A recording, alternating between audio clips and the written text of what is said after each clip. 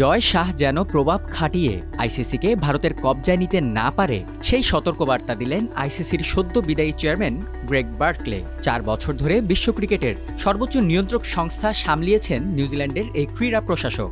গত ৩০ November match শেষ হওয়ার পর ব্রিটিশ সংবাদ মাধ্যম দ্য টেলিগ্রাফকে দেওয়া এক সাক্ষাৎকারে জয় শাহ ও ভারতকে নিয়ে আরও নানা কথাই বলেন বার্কলে।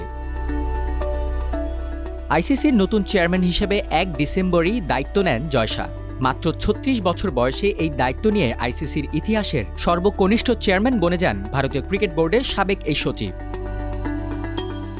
আইসিসিতে ভারতের প্রভাব প্রতিপত্তি কেমন তা মোটামুটি সবারই জানা। এর মূল কারণ রেভিনিউ। আইসিসির প্রায় ৮০% আয় আসে ভারতের হাত ধরে, আর এর প্রায় ৪০% ঢুকে ভারতীয় ক্রিকেট বোর্ডের পকেটে। এমন পরিস্থিতিতে আইসিসির শীর্ষ পদে জয় শাহ যোগ হওয়ায় ভারতের একচ্ছত্র আধিপত্য আরও বাড়বে বলে মনে করছেন কেউ কেউ। তা নিয়েই কিছুটা আগাম সতর্ক বার্তা দিলেন বিদায়ী চেয়ারম্যান বার্কলে।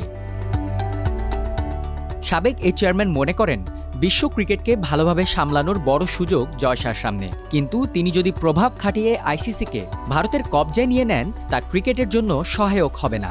বার্কলে আরও বলেন, ক্রিকেটের জন্য সব দিক থেকেই বিশাল অবদান রাখছে ভারত, তবে একটা দেশের এত ক্ষমতা ও প্রভাব অন্য অনেক অর্জনকে নষ্ট করেও দিতে পারে। তবে আন্তর্জাতিক মহলে ভারতকে আরও বেশি সম্পৃক্ত করার ক্ষমতা জয় শাহর আছে বলে মনে করেন বার্কলে। সবাইকে একত্র করতে এবং ক্রিকেটকে আরও বিকশিত করতে নানাভাবেই সাহায্য করতে পারে ভারত।